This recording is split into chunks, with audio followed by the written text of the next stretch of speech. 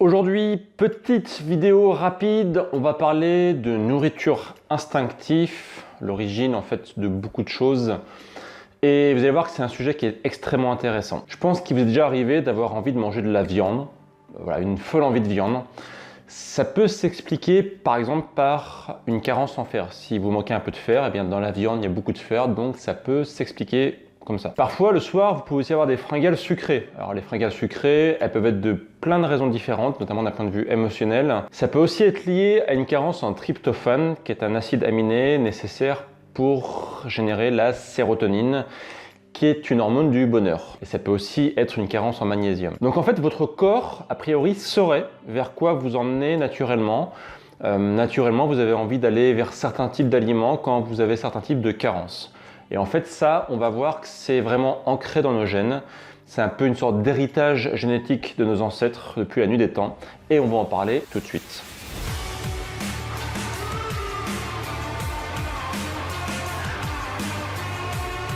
Il existe trois types de faim.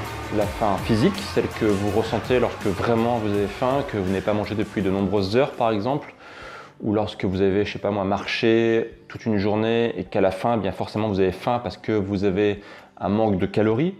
Vous avez la faim aussi émotionnelle, on en reparlera prochainement sur cette chaîne. C'est la faim qui peut être amenée par un besoin de réconfort, parce que certains types d'aliments sont ce que j'appelle des aliments doudous.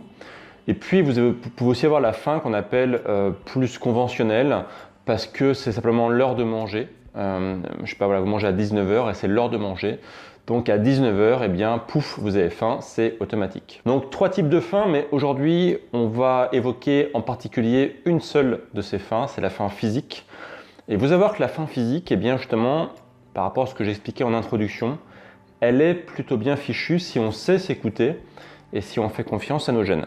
Pour évoquer cette faim instinctive, je vais vous parler de Clara Davis. Alors Clara Davis, c'était une pédiatre qui a exercé dans les années 20 aux États-Unis et elle a créé une sorte d'orphelinat expérimental dans lequel en fait elle accueillait des jeunes enfants de mamans célibataires, des mamans qui ne pouvaient pas bien s'occuper de leurs enfants car elles n'étaient pas assez riches. Et ces enfants, la plupart avaient en fait des symptômes divers et variés, mais il y en a quand même beaucoup qui étaient atteints de rachitisme.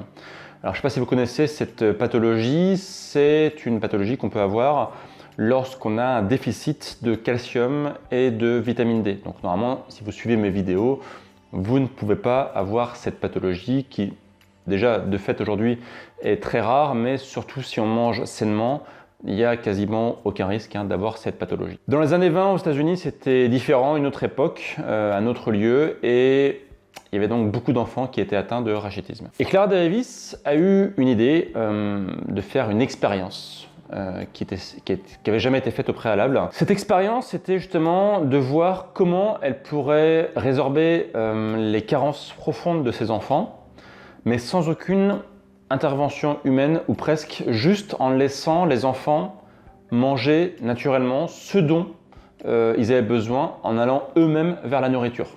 Alors je précise quand même, c'était vraiment des jeunes enfants. La plupart avaient, je crois, des morts entre 11 et 14 mois, donc vraiment des tout jeunes enfants. Et l'idée en fait, c'était de les mettre devant un parterre, si je puis dire, d'aliments. Ces aliments, il y en avait une trentaine, je crois 34 de mémoire. C'était uniquement des aliments bruts, non transformés, que des aliments qu'on pourrait trouver dans la nature, comme par exemple du poisson, de la viande, des fruits et légumes, de l'huile aussi. La consigne qu'avait donnée Clara Davis à toutes les nurses qui s'occupaient donc des enfants, c'était donc de absolument avoir aucune intervention vis-à-vis des enfants. Autrement dit, les enfants devaient absolument choisir eux-mêmes leur nourriture et les nurses ne devaient absolument pas influencer les enfants. Les seuls moments où devaient intervenir les nurses, c'était si jamais un enfant voulait un aliment et qu'il ne pouvait pas le consommer tout seul, eh bien les nurses avaient comme consigne de prendre une cuillère par exemple et puis de nourrir à la main l'enfant, mais surtout de ne pas les inciter à prendre des aliments, surtout pas les influencer. Donc l'expérience a duré de très nombreux mois. Moi je crois que c'était 4 ans pour la plus longue expérience, je crois que c'était pour 2 jeunes garçons, 4 ans. Et donc pendant 4 ans, comme ça, eh bien, les enfants mangeaient ce qu'ils voulaient et Clara Davis du coup notait dans un petit calepin tout ce qui se passait, vers quoi allaient les enfants, vers quoi ils n'allaient plus, etc. Et ce qui est vraiment super intéressant, c'est que les enfants qui avaient donc des carences, notamment ceux qui avaient du rachitisme, eh bien, ils ont réussi tout seuls à combler leurs carences en allant vers les aliments dont ils avaient besoin.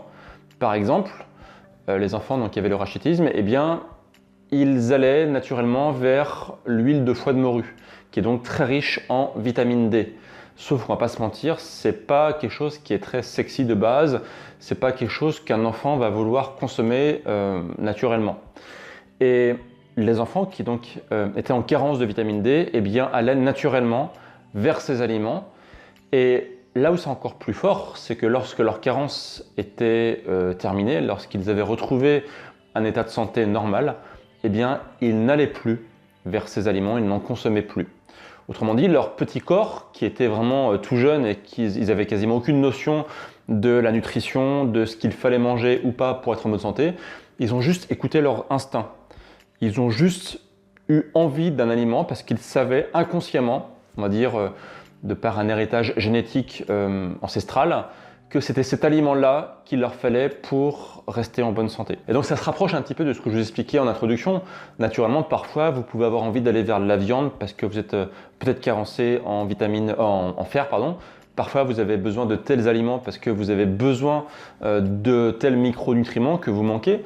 Donc, l'expérience de Clara Davis qui est très intéressante, c'est que justement aujourd'hui, eh bien, peut-être que, alors moi je ne suis pas parent, mais peut-être qu'aujourd'hui, on force naturellement les enfants à consommer telle ou telle nourriture, alors que peut-être que naturellement ils savent, eux, ce dont ils ont besoin. Alors je ne vous dis pas forcément de laisser les enfants manger ce qu'ils veulent absolument, mais ce qui est intéressant, c'est que quand on laisse vraiment les enfants manger ce qu'ils veulent et qu'il n'y a aucune influence humaine, eh bien naturellement le petit homme, il arrive à trouver sa nourriture idéale pour rester en bonne santé. Donc nous en tant qu'adultes, est-ce qu'on n'a pas oublié en partie ça ?